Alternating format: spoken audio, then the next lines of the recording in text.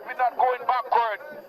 Emancipation Day is special to people of African descent whose ancestors were enslaved in Britain, America and other parts of the Western world, then eventually liberated from bondage. Each year, supporters of Pan-Africanism gather here in London. The city was a major hub for slave merchants. London was popular for the business of buying and selling humans as cargo, sold to plantations in the Caribbean that enriched the British Empire. Celebrations in London start here in Windrush Square, named after one of the first ships to set sail from the Caribbean to the UK in 1948. It was the start of mass migration from Britain's colonies. Rastafarians and Pan-African supporters, most with genetic ties to the transatlantic slave trade, want to see stronger ties with Africa, a place that they see as the motherland. And the controversial theme of reparations for Britain's role in the trade is at the core of the Pan-African movement.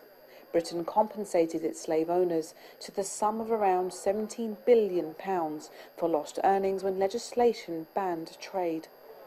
200 years after the Act was passed, some believe the scars of lives sold to farm sugar, tobacco and other crops still remain.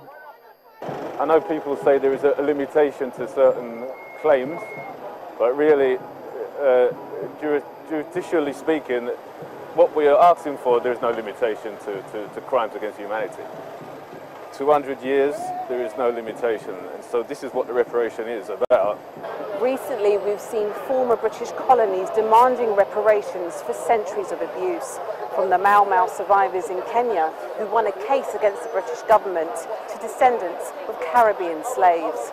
Former Prime Minister Tony Blair did make a partial apology, but some say there's no room for post-colonial guilt. I think reparations, this type of reparation is for the descendants of the transatlantic slave trade, of which some of the Africans had a hand in themselves.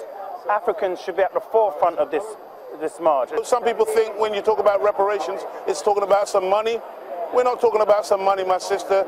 We're talking about repairing damage, which really begins with us as a people, repairing ourselves.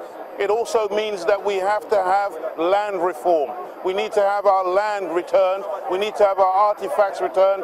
We need to have infrastructure that we can call our own, that we can once again be a nation of people. The question of reparations is one that will go on for a very long time, as there is no easy solution to the issues raised. Atrocious history aside, the celebration and richness of African culture still lives on. Karen Chambers, Channels Television News, London.